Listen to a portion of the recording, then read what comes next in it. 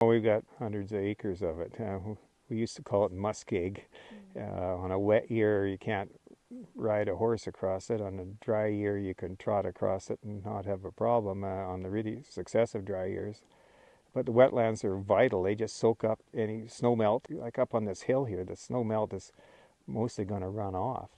But out in a big old muskeg, and with a lot of muskeg type vegetation on it, it's just going to sit there and soak in. And you know, in the flooding issues that Calgary had a number of years ago, and other places have from time to time, the previous destruction of wetlands just exacerbates it. It makes it worse. I mean, I have gone so far as to say that basements and wetlands fill the same function. They accumulate water in times of excess, store it, and slowly release it.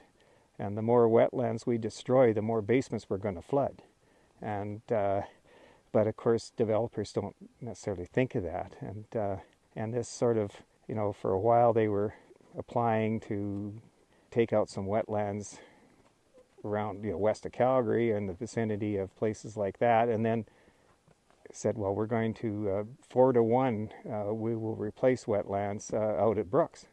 Well, building and reconstructing wetlands at Brooks is a great idea, but doesn't do anything for Calgary's flooding. So there's a bit of an evolution in thinking going on about how are we going to do this, and what are the goals, and how are we going to pay for it, and all the rest of it. So to some people, wetlands just a mosquito factory. But even these last few dry years, we've hardly had any mosquitoes here. It's been so doggone dry, the mosquitoes aren't even surviving, which breaks my heart in some respects. But it's if you get a lot of mosquitoes, you got a healthy wetland.